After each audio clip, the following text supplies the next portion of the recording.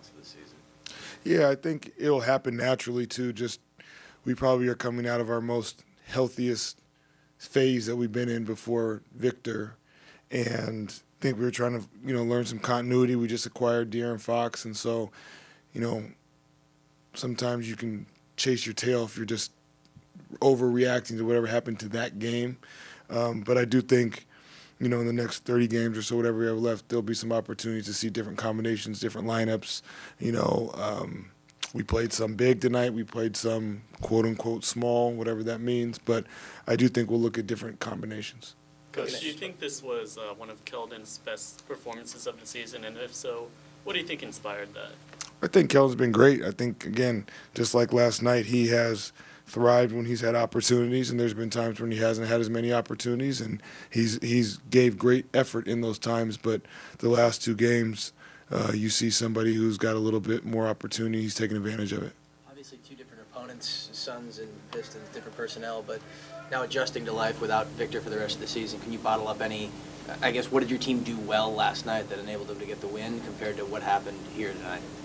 Yeah, it's hard right now, right after this game, not watching the tape. I do think different games take on different personalities. I think that third quarter got away from us, and out of that little stretch right there, we were right there with them. Obviously the game doesn't feel as close at the end, but, in the first half we were up, and we were actually up, should have been up more. We kind of actually started in the end of the second quarter where we let them go on a run.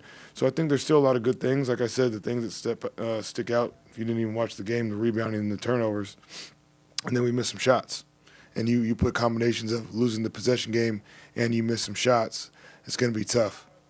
Mitch, you brought up the third quarter a couple of times. What specifically allowed them to pull away or gave it away for you guys? We had some turnovers early on, and then they made some shots, and then that's some of those stretches where you get, I think it was an 8 or 10-0 run. We called a quick timeout, and we tried to kind of stabilize ourselves.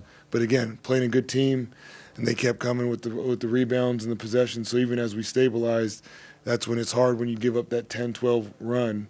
Again, you look at it, we lost by 15 points. And there it is right there, and you're just playing out of a hole.